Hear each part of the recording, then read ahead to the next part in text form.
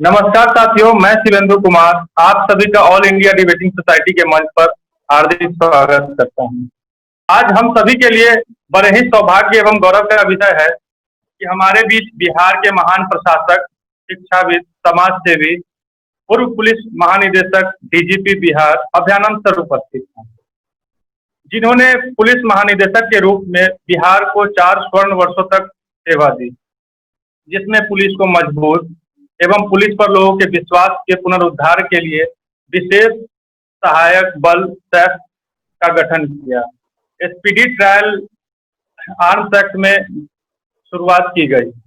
इस प्रकार के प्रशासक के साथ साथ विद्यार्थी के लिए समर्पित महान शिक्षाविद, समाज के लिए कर्तव्यनिष्ठ समाज सेवी, साथ ही सर अभयानंद सुपर 30, रहमानी 30 जैसे शिक्षण संस्थानों के संस्थापक भी हैं। सर विभिन्न शिक्षण संस्थानों में अतिथि प्राध्यापक के रूप में छात्रों का मार्गदर्शन भी करते रहते हैं। इसी क्रम में सर आपका ऑल इंडिया डिबेटिंग सोसाइटी के मंच पर एक बार फिर से स्वागत करता हूँ। धन्यवाद सर। प्रश्नों का सिलसिला शुरू हो उससे पहले सर एक सवाल, छोटा सा सवाल सर, आपके जीवनी से शुरुआत करते हैं। जैसा कि आपके पिताजी भी एक प्रशासनिक अधिकारी थे, उनसे आपके जीवन में प्रेरणा एवं छात्र से पुलिस महानिदेशक तक का सफर कितना चुनौतीपूर्ण रहा था? सबसे पहले तो मैं प्रेरणा की बात करूं तो मुझे अपने पिताजी से प्रेरणा एक पिता से जो मिलती है वो मिली थी। पुलिस में जाने की प्रेरणा तो बिल्कुल ही नहीं मिली। जहाँ तक चुनौती का सवाल है, बचपन में चुनौतियाँ शायद नहीं के बराबर थी। जो साधारणतः मेरे तरह के लोगों की कहानियाँ होती हैं, वो बहुत गरीब परिवार से आए, वो बहुत कष्ट में रहे और उन्होंने तकलीफ़ें झेली। आजकल मैं सोशल मीडिया पर देखता हूँ जो खास करके आईएएस आईपीएस की कहानियाँ आती हैं, तो इस तरह की ही कहानियाँ हैं।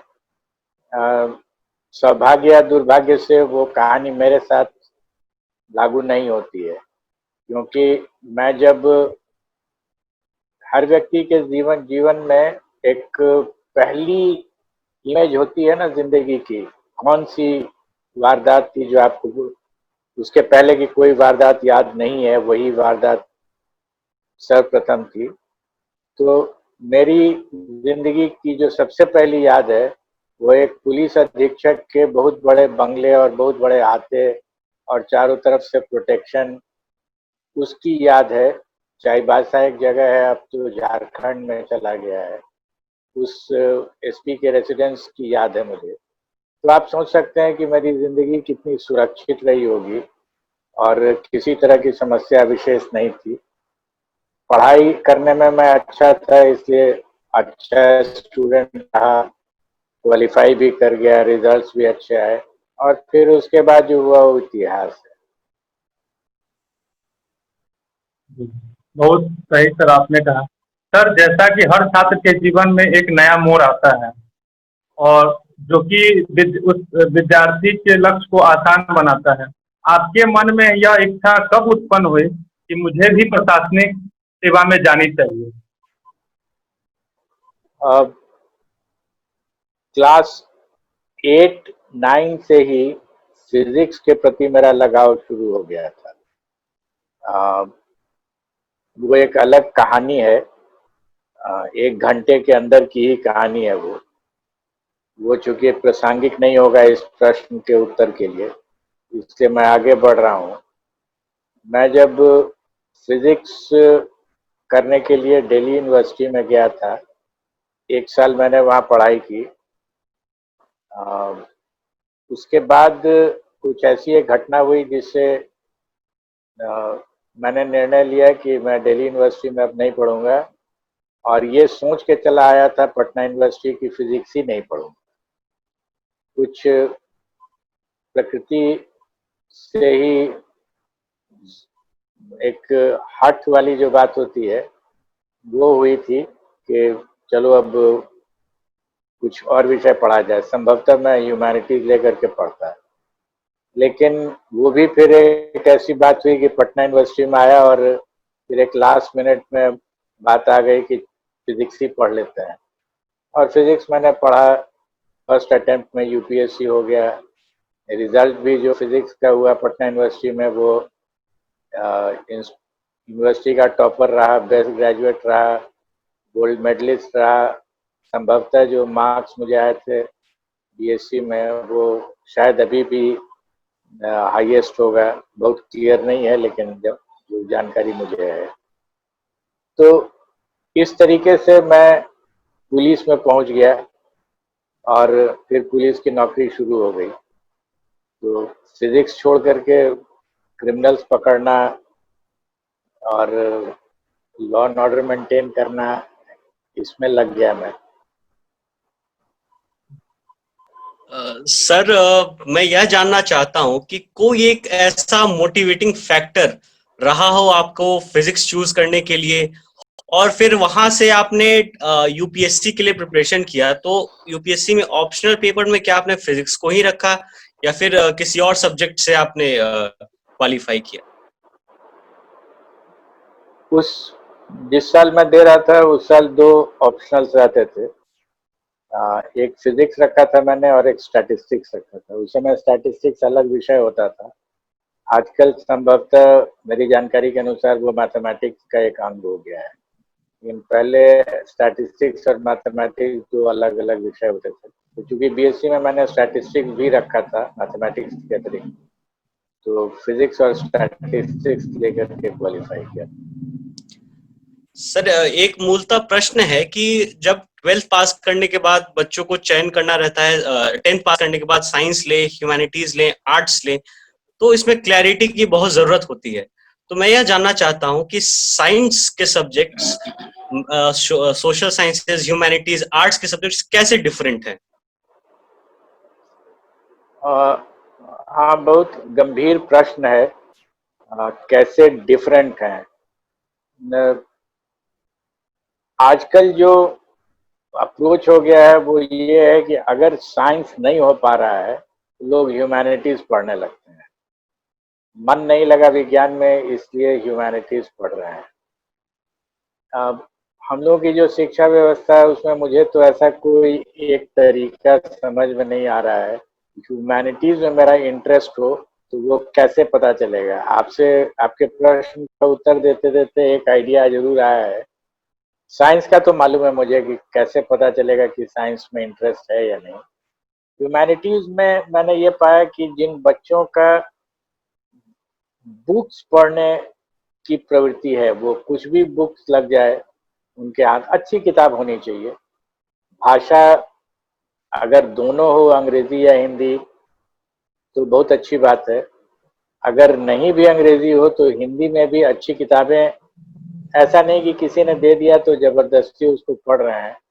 वो जिसको इंग्लिश में हम लोग एविड रीडर्स बोलते हैं, वो अगर हो तो इसका मतलब एक इंडिकेटर है कि वो ह्यूमैनिटीज में अच्छा करेगा।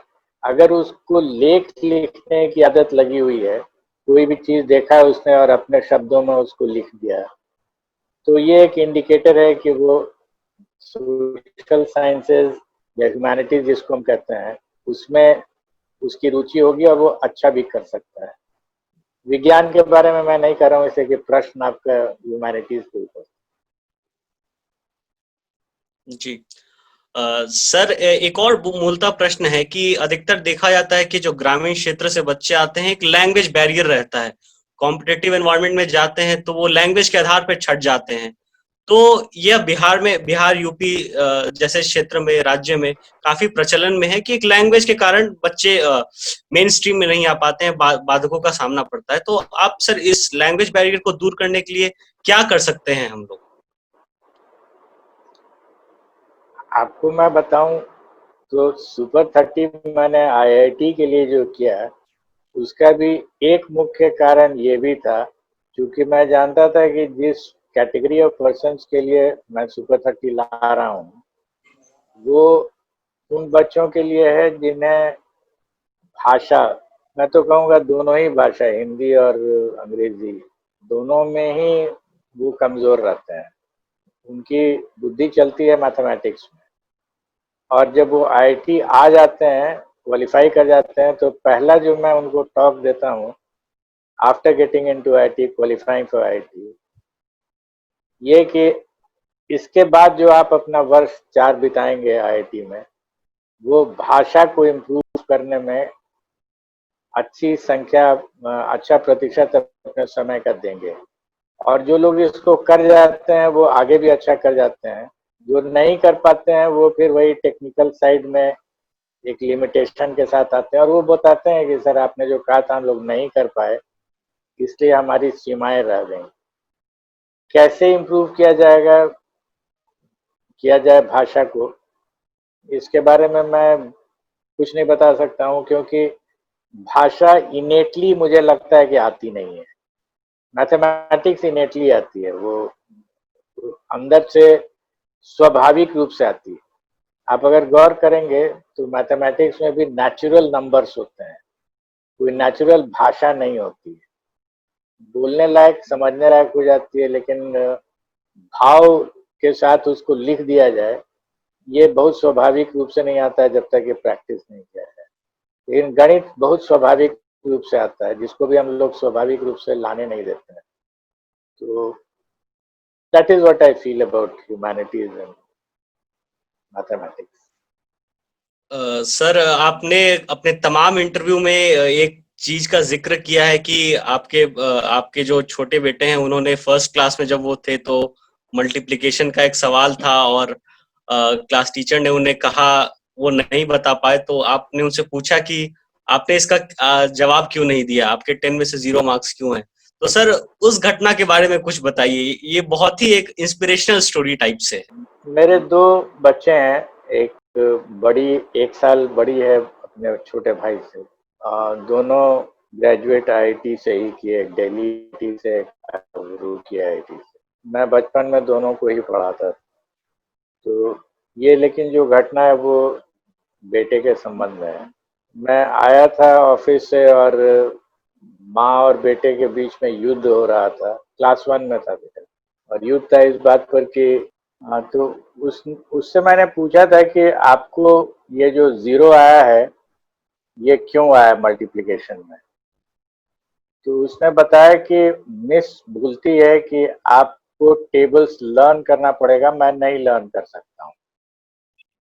और तभी मैंने उससे पूछा था कि आपको नंबर्स के संबंध में कोई जानकारी है, ये नंबर्स होते क्या हैं। और उसने कहा हाँ। मैंने अनायास एक सवाल पूछ दिया उससे कि दुनिया की सबसे बड़ी संख्या क्या है, और जो उसने उत्तर दिया वो था, थोड़ा सोच के ही दिया था उसने, कि ऐसी कोई संख्या हो ही नहीं सकती है। और मैं बहुत कौतूहल में उससे पूछ रहा था कि ऐसा क्यों आपको लगता है। और जो उत्तर उसने इस बार दिया था वो बहुत ही एक लाइफ चेंजिंग था मेरे लिए। उसने कहा कि ऐसा कोई भी नंबर आप देंगे तो मैं उसमें +1 कर दूंगा। और यहीं से मेरे सोचने का जो तरीका है पढ़ाने के संबंध में, वो बदल गया।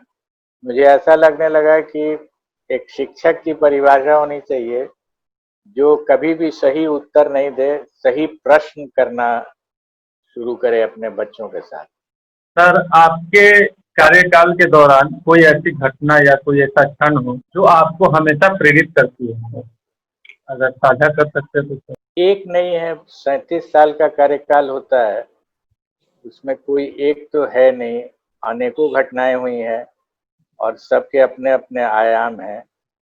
जो एज ए प्रोफेशनल पुलिसमैन वो किसी इंडिविजुअल को या ग्रुप ऑफ इंडिविजुअल्स को बहुत प्रेरित नहीं करेगा, क्योंकि वो शायद समझेंगे भी नहीं। एक प्रोफेशनल पुलिसमैन की हैसियत से वैसे केसेस जहां हम जानते हैं कि वो घटना हुई है, मेरे पास एविडेंस भी है, जो एविडेंस नॉर्मली विटनेसेस के स्टेटमेंट्स का होता है और ट्रायल के दौरान विटनेसेस उलट जाते हैं, जिसको हॉस्टाइल बोलते हैं, और उसके बावजूद भी कोई विटनेस नहीं खड़ा है।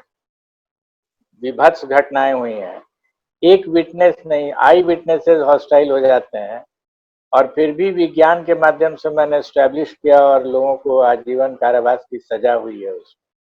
तो वो मेरे लिए प्रोफेशनली बहुत सेटिस्फाइंग है, because I have always believed, Shivendu ji, that as a professional policeman I was more recognized within myself for solving and investigating and getting to the right man, getting him convicted in the court of law.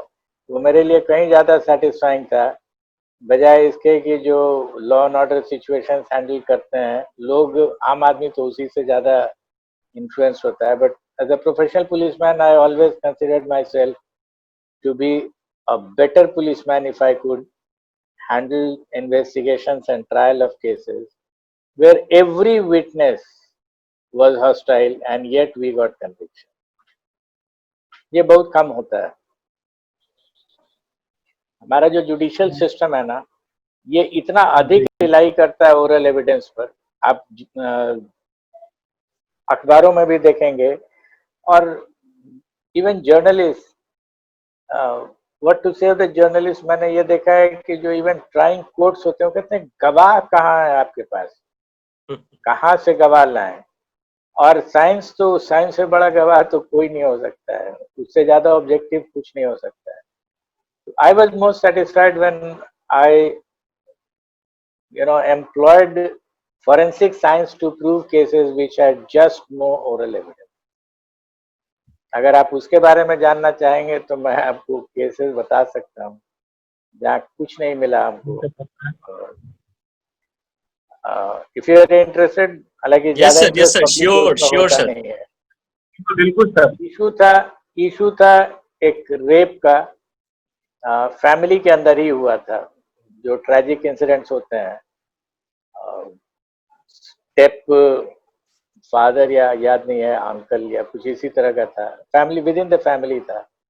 छोटी लड़की थी और हम लोगों ने उसको oral evidence पर सब कुछ करके कोर्ट में रिकॉर्ड करवा लिया, और 6-7 दिन के अंदर में चार्जशीट फाइल करके ट्रायल स्टार्ट कराया. 7वां या 8वां दिन ट्रायल स्टार्ट हो गया था, और मैं इंटरेस्टेड था कि 1 महीने के अंदर में इसका ट्रायल हो जाए और सजा हो. एंड इमीडिएटली माँ, लड़की की माँ, लड़की अपने जो भी नेचुरल 1-2 विटनेस हो सकते हैं, सभी हॉस्टाइल हो गए. And then I had to turn to scientific evidence, जिसमें डीएनए तक बात गई. तो कोर्ट में ट्रायल को रुकवा, क्योंकि सब सीज था, सब एग्जिबिट्स थे मेरे पास. फॉरेंसिकली प्रूव हमने किया कि डीएनए के माध्यम से कि इसी व्यक्ति ने रेप किया है. तो जजेस को दिक्कत ये होने लगी, क्योंकि वो उनकी आदत होती है एविडेंस को ओरल एविडेंस के लाइन पे सोचने की. उन्होंने देखा कि तो ओरल एविडेंस एक भी नहीं है, ऑल हॉस्टाइल है, और साइंटिफिक एविडेंस अभी के लिहाज से हाईएस्ट ऑर्डर का था, दैट इज डीएनए. तो he sat for about a month, बहुत सोच करके तब उन्होंने सजा की, आजीवन कारावास. सॉरी, आजीवन नहीं था, 10 ईयर्स. Sorry, 10 years. तो ये मेरे लिए बहुत सेटिस्फाइंग था. सर एक प्रश्न मीडिया ट्रायल्स को लेके है. क्या पुलिस सिस्टम को मीडिया ट्रायल से किस हद तक नुकसान होता है? मीडिया ट्रायल से नुकसान तो होता है और नहीं भी होता है. जब तक इन्वेस्टिगेशन चल रहा है ना, तो अगर उस समय पुलिस थोड़ा एक तरफ चली जाती है, तो उसमें मीडिया ट्रायल का एक फायदा होता है कि पुलिस को राइट ट्रैक पर रखने में मदद करता है. लेकिन अगर मीडिया टिकने लगती है बिना एविडेंस के, तब मीडिया ट्रायल का फायदा होने लगता है किसी और को, पुलिस को तो घाटा हो जाता है. तो ये दोनों एंड से हिट करता है. मेरी समझ से अगर पुलिस बहुत इफेक्टिव हो जाए तो मीडिया ट्रायल की जरूरत ही नहीं होगी, और मीडिया ट्रायल को मौका तब मिलता है जब इन्वेस्टिगेशन में डिले होता है और ट्रायल में और भी डिले हो जाता है तो मीडिया ट्रायल को मौका मिल जाता है। सर आप अक्सर बात करते हैं channelisation of our police system, तो सर क्या क्या रिफॉर्म्स की जरूरत है with in our police system? Can you bit elaborate on this aspect? Reforms तो आप जितना चाहें उतना कर सकते हैं। मेरी अपनी समझ है कि पुलिस अगर अकाउंटेबल हो किसी भी मैकेनिज्म के थ्रू टू द पीपल, कैसे होगा इसका कोई फॉर्मेट मेरे पास है नहीं, लेकिन अगर पुलिस अकाउंटेबिलिटी हो लॉ के प्रति ज्यादा, एज आई सेड, इसका कोई रास्ता मेरे पास है नहीं, तो पुलिस परफॉर्मेंस बेटर हो सकता है, क्योंकि पुलिस जो है वो स्टेट का आर्म है, वो गवर्नमेंट का आर्म उस हद तक नहीं होना चाहिए जिस हद तक अभी है। स्टेट का रहे, गवर्नमेंट भी is a part of the state, government is not state, government is only a part of the state. तो police should be an arm of the state and not of the government. ये theme पर अगर कोई structure बन सके तो possible है। और सर एक बहुत अच्छा पूछो। सर आज इस महामारी के दौरान शिक्षा व्यवस्था बिल्कुल लचर गई है। इसमें आईआईटी, जेई, नीट एवं यूपीएससी जैसे बड़ी परीक्षाओं के अभ्यर्थी या जो तैयारी करना चाहते हैं उनके लिए किस प्रकार की चुनौती है और चुनौती से कैसे निकल सकते हैं, इस पर सर मार्गदर्शन करें। मुझे तो ऐसा लगता है कि जो लोग अभी तैयारी कर रहे हैं नेक्स्ट एग्जाम के लिए 2020 2021, उनके लिए इससे बढ़िया अपॉर्चुनिटी नहीं मिल सकता है जब आपको कोई डिस्ट्रैक्शन ही नहीं है और आप चुपचाप बैठ करके घर में पढ़ें। ना शाम को आपको फ्रेंड्स के साथ कहीं जाना है, ना कोई एक्स्ट्रा करिकुलर एक्टिविटी है। तो पढ़ाई के मामले के लिए तो मुझे ऐसा लगता है कि इतना अधिक मटेरियल ऑफलाइन मोड में मिल रहा है कि जो पढ़ना चाहे वो बहुत आसानी से पढ़ सकता है। तो ये मेरी समझ से एक अपॉर्चुनिटी है to do well in the 2020 और 2021। सर एक महत्वपूर्ण सवाल है कि बिहार के लोग सबसे ज्यादा स्किलफुल हैं अगर देखा जाए in terms of everything, but फिर भी हम लोग डेवलपमेंट पैराडाइम में देखे, एजेंडा में देखे तो बहुत पीछे एज अ स्टेट रह जाते हैं। तो इसका प्रमुख एक कारण तो संभव नहीं है, वो काफी कारण होंगे, बट आप सर अगर एक दो कारण मूलतः एक दो कारण पे रोशनी डाल सके तो बेहतर होगा। आपको कैसे लगता है कि सिर्फ बिहारी लोग ही बहुत अच्छे होते हैं और कर नहीं पाते हैं उतना अच्छा है? कोई स्टडी है क्या इस पे? सर स्टडी नहीं है, बट हम देखते हैं कि अगर अच्छे रहते तो अपने स्टेट की के डेवलपमेंट होता, उनको माइग्रेशन नहीं करना पड़ता, एक राज्य से दूसरे जगह जाना पड़ता है। मैं दूसरी बात कर रहा हूँ। आपका पहला स्टेटमेंट था कि बिहारी लोगों में बहुत टैलेंट है और बहुत अच्छे होते हैं। ये हैव यू एवर कंपेयर्ड कि बिहारी राजस्थानी की तुलना में ज्यादा टैलेंटेड है या नहीं? ये स्टेटमेंट हम बहुत वर्षों से सुनते आ रहे हैं। Till you have a study, let's not make that statement. मेरा अपना मानना है, अगर आप हमसे पूछिएगा कि करेक्ट स्टेटमेंट क्या है, तो किसी भी पॉपुलेशन में बिहार का पॉपुलेशन इतना बड़ा है कि स्टैटिस्टिकली इसको हम एक नॉर्मल डिस्ट्रीब्यूशन कर्व में ला दे सकते हैं।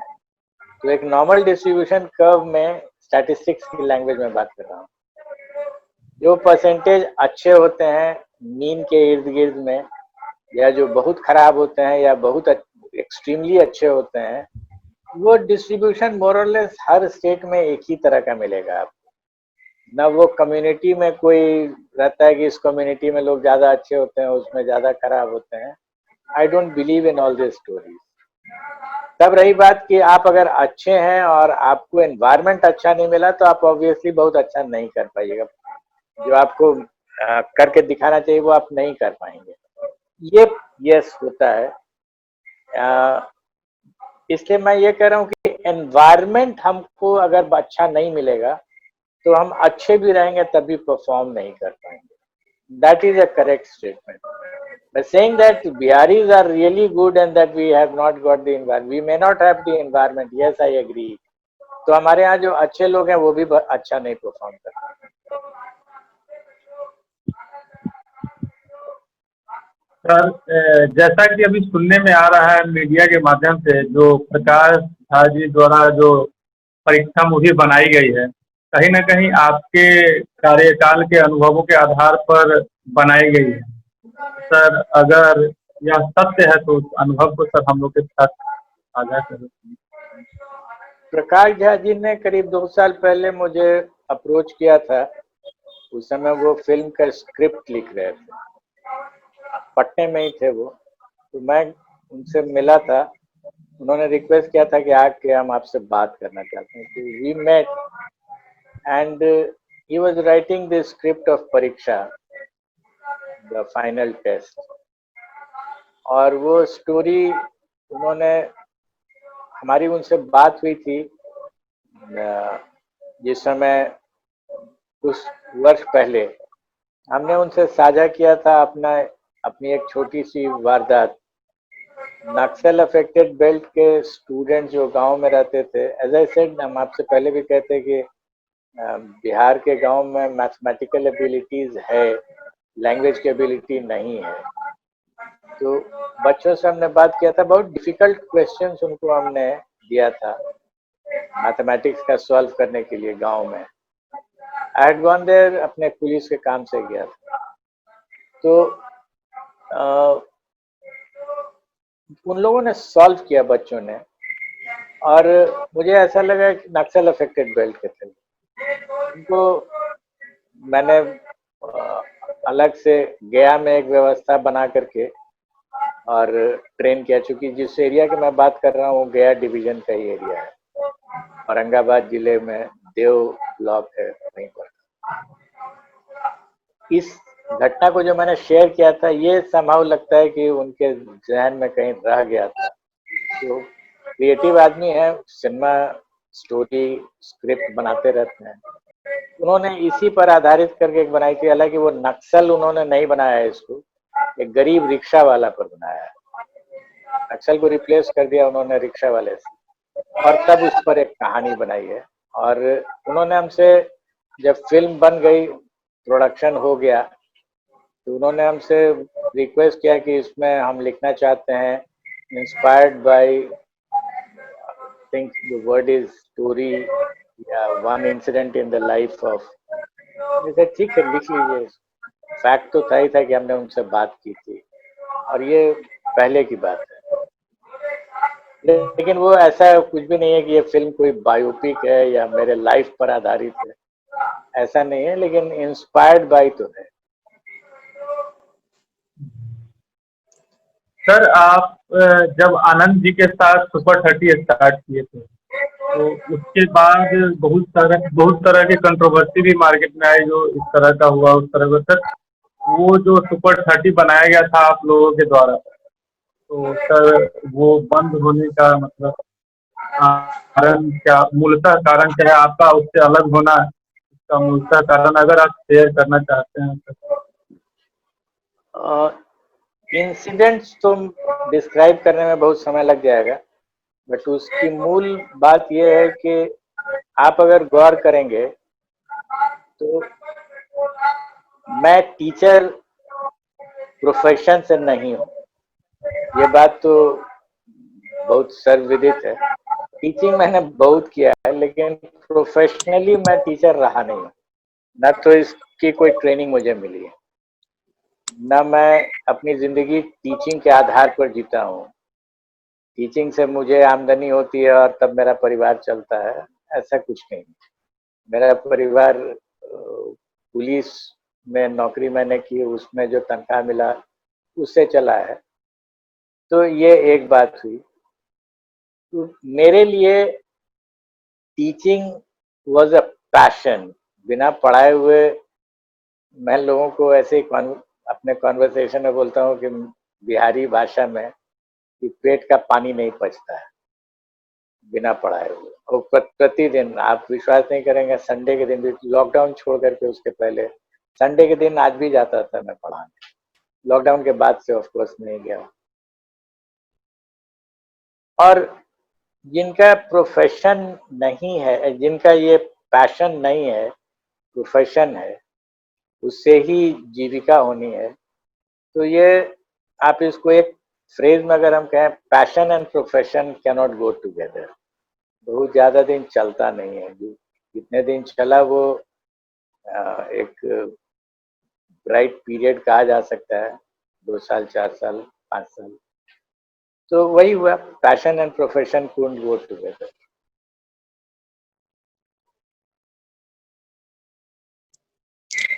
सर अक्सर एक कंट्रोवर्सी में रहता है ये चीज कि बिहार को स्पेशल स्टेट का दर्जा देना चाहिए, तो ये डिमांड कहाँ तक सार्थक है, और क्या इस विषय पे कुछ परिचर्चा होती आई है? बहुत शुरू से होती आई है, क्या यह संभव लगता है आपको?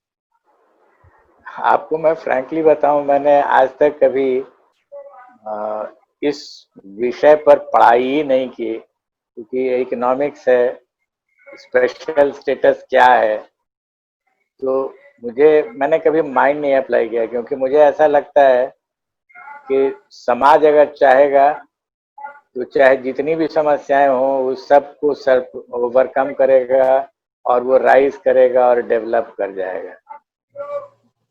स्पेशल स्टेटस के बारे में एक कॉमन सेंसिकल हमको लगता है कि अगर मान लीजिए एक परिवार में 5 लोग हैं, तो किसी एक को आप स्पेशल स्टेटस दीजिएगा तो किसी दूसरे के कॉस्ट पर दीजिएगा, क्योंकि जीरो सम गेम है, किसी एक से लेके ही दूसरे को देना पड़ेगा। तो किसी एक का अगर हक लीजिएगा तो उसको अल्लाह करने का मौका मिल जाता है।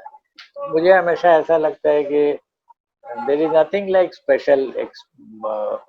आप जहां हैं वहां से अपने आप को रेज करने का प्रयास कीजिए, but all that is absolutely common sensical. मैंने कभी कोशिश ही नहीं की स्पेशल स्टेटस के बारे में जानकारी भी हासिल करने की, क्योंकि मुझे ऐसा लगा कि ये डिबेट में जितना एनर्जी लगेगा उतना एनर्जी में तो हम अपने आप को डेवलप कर लेंगे। कुछ इसी से साथ में प्रश्न है सर कि आत्मनिर्भर भारत की परिकल्पना की जा रही है, तो हम अपने बिहार राज्य को कैसे आत्मनिर्भर बना सकते हैं? आत्मनिर्भर का जो कॉन्सेप्ट है ये अपने आप में सबसे स्वाभाविक कॉन्सेप्ट है। अगर आप यहाँ बैठे हुए हैं, जहाँ आप बैठे हुए हैं, तो आपकी सस्टेनेबिलिटी आपके नेबरहुड के कारण है। उस नेबरहुड को आप जितना अधिक अपने साथ एक तारतम्य में बैठा करके और चलाएंगे तो आपको भी फायदा होगा, जिसको सिनर्जी बोलते हैं, और बगल अगल को भी फायदा होगा। तो जितनी दूर तक आप इसको ले जाएंगे, जिसको हमने ग्लोबलाइजेशन बना दिया, वो उतना ही ज्यादा डाइल्यूट होता जाता है। नेबरहुड एक्सटेंडेड अगर हो जा रहा है तो उतना बढ़िया आउटपुट नहीं आता है। इसको अगर हम फिजिक्स के लैंग्वेज में बोले, इस एंटायर यूनिवर्स जो है वो एनर्जी का एक सी है, जिसमें मासेस चारों तरफ इंटरस्पर्स्ड हैं। जब तक ये मासेस एनर्जी फील्ड के थ्रू इंटरैक्ट कर रहे हैं अपनी जगह से ही, तो आत्मनिर्भरता रहती है। लेकिन अगर मासेस का ट्रांसफर करने लगे हम लोग, एक चंक ऑफ मास को एक जगह से दूसरी जगह ट्रांसफर करते रहे long distances, there is something wrong. Nature इसको एक्सेप्ट नहीं करता है। आप देखेंगे जो जैसे प्लैनेट्स हमारे हैं, ये भी एक particular reason of the universe में कन्फाइंड है। अगर वो टूट करके इधर उधर जाने लगे तो आप समझिए कि कुछ गड़बड़ हो रहा है, nature is out of balance. यही कॉन्सेप्ट है आत्मनिर्भर का भी। जहां आप हैं वहां से जो अपना लोकेशन है बहुत ज्यादा चेंज नहीं कीजिए, और अपने एनवायरमेंटल एनर्जी सिस्टम के साथ, सिनर्जी के साथ इंटरैक्ट कीजिए। आई थिंक वही आत्मनिर्भरता है। सर आज के यूपीएससी एस्पायरेंट जो है उनके लिए सर पहले के मुकाबले अभी जो व्यवस्था मतलब सिलेबस बदल रही है, तो उनको किस तरह से तैयारी करनी चाहिए जो आगे उनका रास्ता आसान हो जाए और सही रूप में आगे चल सके, इस पर कोई आपकी राय एक मैं लिमिटेशन आपको बताऊं शिवेंदु जी, मैंने यूपीएससी के बारे में सोचना ही करीब 20-25 सालों से छूट गया है। वो भी एक बहुत अजीब तरह की चीज है। अगर in fact I would like to explain that in one sentence. मुझे हमेशा लगता है कि एक बहुत ही थॉटफुल आदमी जो संजीदा हो, जिसके पास अपनी बुद्धि हो और अपनी बुद्धि का प्रयोग करना जानता है, उसको उस व्यवस्था में आना ही नहीं चाहिए जहां उसकी बुद्धि किसी दूसरे के अधीन चली जाती है, जहां बुद्धियां बराबर रूप से एक दूसरे के साथ इंटरैक्ट करती हैं, एक दूसरे की बुद्धि का सम्मान किया जाता है। उस व्यवस्था में अगर रहे तो बेहतर रहता है। तो मैंने जो पाया कि जिस तरह की व्यवस्था की आप बात कर रहे हैं वो सिर्फ यूपीएससी ही नहीं है, इवन प्राइवेट जॉब्स जहां I am right and you are wrong, ये कॉन्सेप्ट जहां आ जाता है ना, वहां मेरी समझ से एक बहुत सचेत आदमी को रहना नहीं चाहिए। That is one part of my understanding. The second part is UPSC में अगर आपकी जाने की इच्छा ही हो गई, चाहे जिस कारण से हो, तो जनरल स्टडीज उनका जो है वो अभी हेविली वेटेड हो गया, जो हमारे समय में नहीं था। उसमें शुरू से ही तैयार करना चाहिए कि हम जनरल स्टडीज को ठीक करें।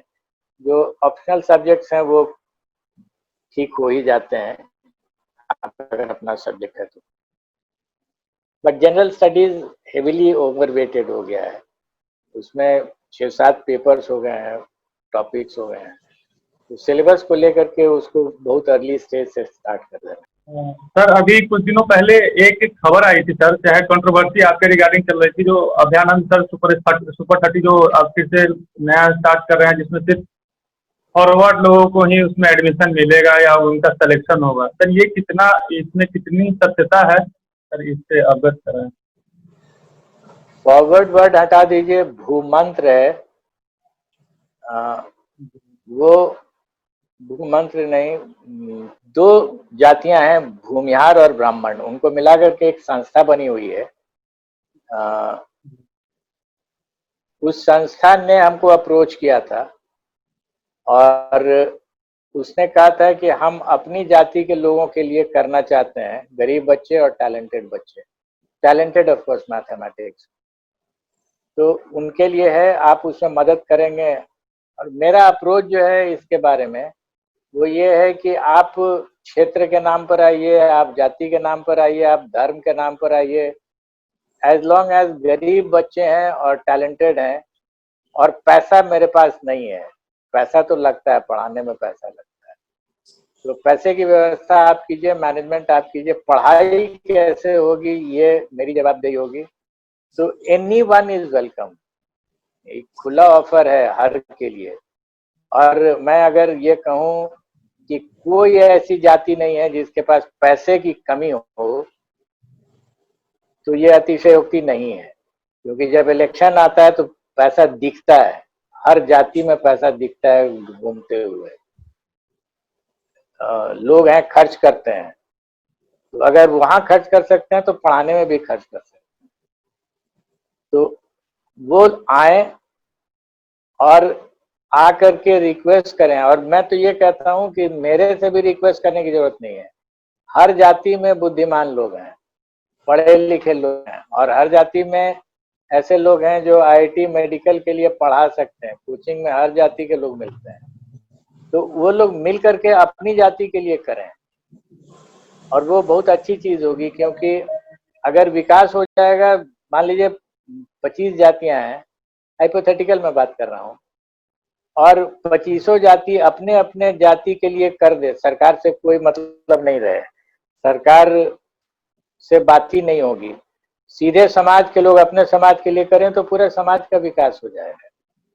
और यही मेरी सोच है जिसके कारण मैंने हमसे अगर बात करना चाहते हैं, जैसे मुस्लिम कम्युनिटी के लोगों ने बात किया आज से 11 साल पहले, रहमानी 30, आज वो संस्था बहुत आराम से काम कर रही है, IT, medical, company secretary and what not.